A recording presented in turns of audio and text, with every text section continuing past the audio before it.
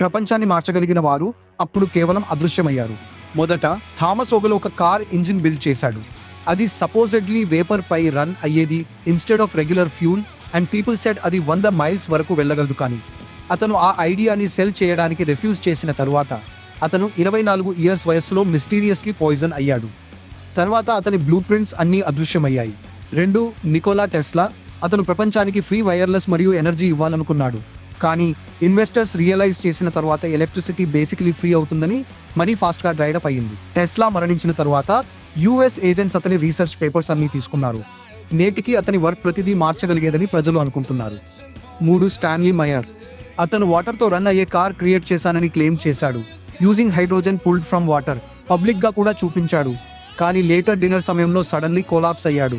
ప్రజలు అతను పాయిజన్ అయ్యాడని అంటారు. మరియు కొద్ది కాలానికే అతని ఇన్వెన్షన్ కూడా రేమండ్ రేఫ్ కోసం అదృశ్యమైంది. అతను అమెరికన్ ఇన్వెంటర్ మరియు సైంటిస్ట్. 1900s ప్రారంభంలో అతను లైవ్ వైరసెస్ చూడగల మైక్రోస్కోప్ బిల్డ్ చేశానని క్లెయిమ్ చేశాడు. అది ఆ సమయంలో అన్హర్డ్ ఆఫ్. కానీ నిజంగా ప్రజలను మాట్లాడించినది అతని క్లెయిమ్ ఫ్రీక్వెన్సీ మెషిన్. అది క్యాన్సర్ సెల్స్ని డిస్ట్రాయ్ చేయగలదు, హెల్దీ వన్స్ని డ్యామేజ్ చేయకుండా. ఇది చాలా ఇంట్రెస్టింగ్ కదా.